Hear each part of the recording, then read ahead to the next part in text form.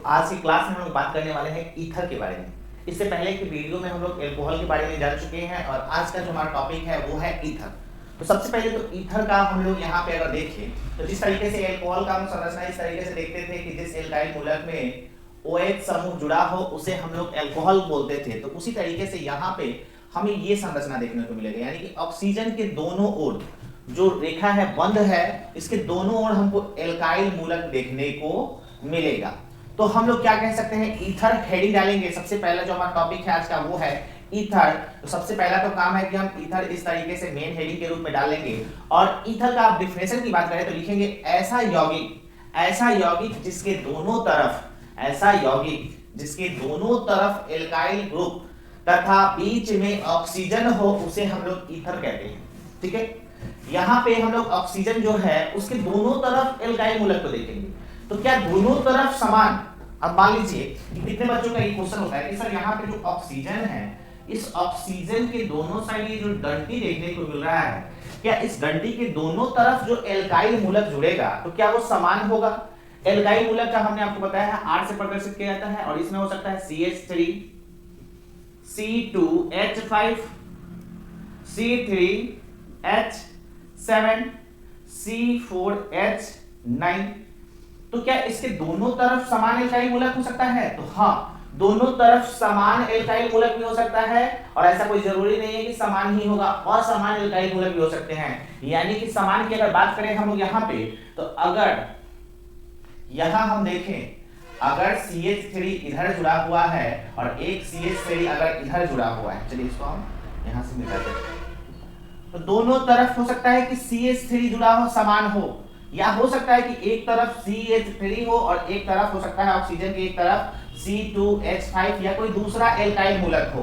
तो कोई जरूरी नहीं है कि समान एल्काइल मूलक ही जुड़ा हो ऑक्सीजन के दोनों साइड। तो सबसे पहला हमारा काम होगा इसका डिफिनेशन लिखना कि ऐसे यौगिक जिसके दोनों तरफ एल्काइल ग्रुप तथा बीच में ऑक्सीजन हो उसे हम लोग क्या कहते हैं? ईथर कहते हैं। क्या कहते हैं? ईथर कहते हैं।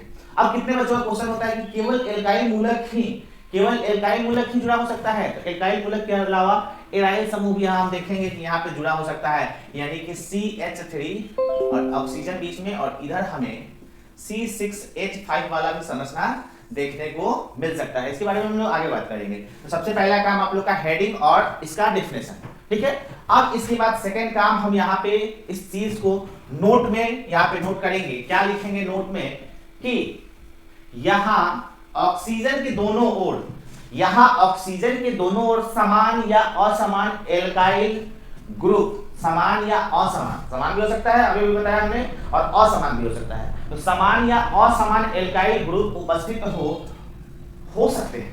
ठीक है, आगे चले तो आगे जो हमारा हेडिंग हो जाएगा वो हो जाएगा ईथर का वर्गीकरण। किसका वर्गीकरण? ईथर पढ़ रहे हैं, ईथर का डिफिनेशन देखें और ये भी देखें कि ऑक्सीजन जो है उसके दोनों तरफ समान एल्काइल मूलक भी हो सकता है और असमान एल्काइल मूलक भी हो सकता है। अब हमारा अगला पॉइंट क्या है?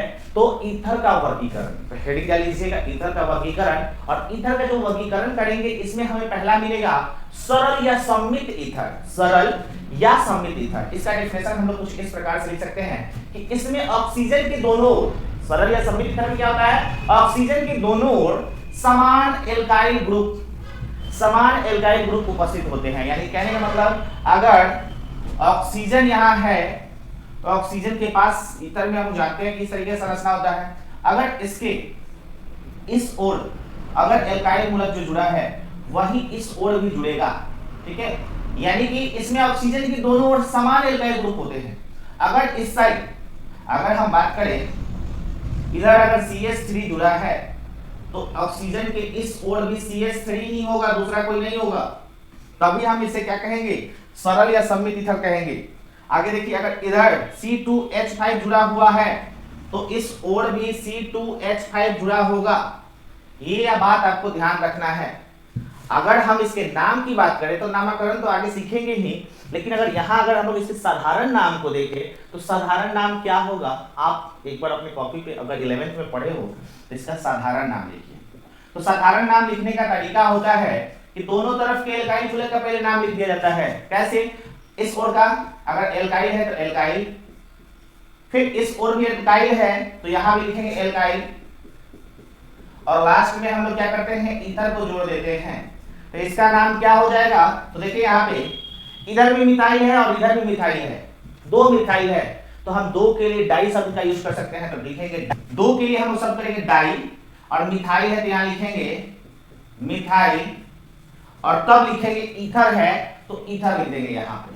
तो क्या हो जाएगा, डाई मिथाइल ईथर। ठीक है, अब यहाँ पे अगर बात करें तो हम लिख रहे हैं कि इधर भी C2H5 इधर भी C2H5, यानी कि ऑक्सीजन की दोनों तरफ C2H5 है, और C2H5 को क्या बोलते हैं, तो इथाइल बोलते हैं। क्या बोलते हैं, इथाइल, और दो है तो डाई लगाएंगे यहाँ पे, डाई इथाइल, और लास्ट में क्या जोड़ देंगे, ईथर। तो यहाँ आपको क्लियर होना चाहिए कि सरल या सममित ईथर क्या होता है। इसमें ऑक्सीजन के दोनों तरफ समान एल्काइल मूलक, जो समान एल्काइल मूलक यानी बोल सकते हैं ग्रुप, एल्काइल ग्रुप जुड़े होते हैं, उसे हम लोग क्या कहते हैं, सरल या सममित ईथर कहते हैं। अगर आगे हम लोग बात करें तो दूसरा होता है मिश्रित या असम्मित ईथर। ये क्या होता है, तो मिश्रित या असम्मित ईथर में होता है कि ऑक्सीजन के दोनों ओर अलग अलग प्रकार के एल्काइल ग्रुप देखने को मिलेगा। यानी कि मान लीजिए कि बीच में ऑक्सीजन भाई साहब है, इसके इधर अगर एल्काइल मूलक में R जुड़ा हुआ है तो इधर R नहीं जुड़ेगा, यानी कि R डैश जुड़ेगा। कहने का मतलब ये कि ऑक्सीजन के इधर अगर CH3 जुड़ा हुआ है तो इस ओर CH3 नहीं होगा, हो सकता है दूसरा हो, C2H5 हो। ठीक है, अगर इधर जुड़ा हुआ है C2H5 तो हो सकता है कि इधर कोई दूसरा जुड़ा हो, C3H7 जुड़ा हो। यानी कि दोनों ओर, ऑक्सीजन के दोनों ओर अगर हम देखेंगे तो समान एल्काइल ग्रुप नहीं जुड़ा होगा। तो इसी को हम लोग कहते हैं मिश्रित या असम्मित ईथर, मिश्रित या असम्मित ईथर। अब चलते हैं हम तीसरे प्रकार पे। तो तीसरा प्रकार क्या होता है, एलिफैटिक ईथर। एलिफैटिक ईथर, तीसरा क्या हो जाएगा, एलिफैटिक ईथर।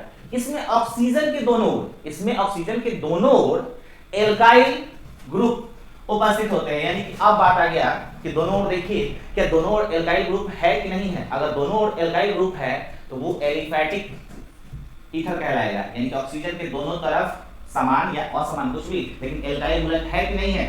तो यहाँ मान लीजिए कि अगर C2H5 है, यहाँ CH3 है, तो दोनों तरफ ही ये भी एल्काइल मूलक है और ये भी एल्काइल मूलक है। यानी कि ऑक्सीजन के दोनों ओर यहाँ क्या दिख रहा है कि एल्काइल मूलक जुड़ा हुआ है, एल्काइल ग्रुप जुड़ा हुआ है। तो इसमें क्या होता है, एलिफैटिक ईथर में इसमें ऑक्सीजन के दोनों ओर एल्काइल ग्रुप ही देखने को मिलेगा। उसी को हम लोग क्या कहेंगे, एलिफैटिक ईथर।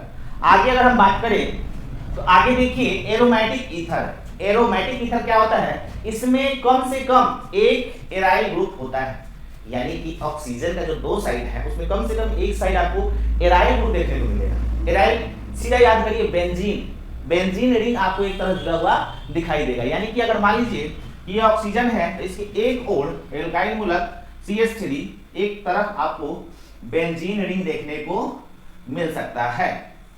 इसी को हम लोग कहते हैं, क्या कहते हैं, तो एरोमेटिक ईथर। हो सकता है कि दोनों ओर, ठीक है, लेकिन कम से कम एक ओर आपको देखने को मिलेगा, कौन, बेंजीन रिंग। और इसका नाम क्या होता है हम लोग नामकरण वाले क्लास में सीखेंगे। उम्मीद करते हैं कि ये जो क्लास है आपको समझ में आया होगा। इसके बाद का जो हमारा क्लास है, ईथर का नामकरण कैसे किया जाता है, साधारण नाम कैसे लिखा जाता है और IUPAC नाम कैसे लिखा जाता है, उस चीज को हम देखने वाले हैं। तो हमारा जो वीडियो का सीरीज है वो आपको क्रमबद्ध तरीके से मिल रहा है, और उम्मीद करते हैं कि आपको ये जो वीडियो है वो पसंद आ रहा होगा। भले क्वालिटी में थोड़ा सा 19-20 हो रहा है, लेकिन एक एक चीज को आपको तोड़कर समझाया जा रहा है। तो जितना हो सके अपने दोस्तों तक इस वीडियो को शेयर कीजिए। वीडियो के साथ जुड़ने के लिए बहुत बहुत धन्यवाद।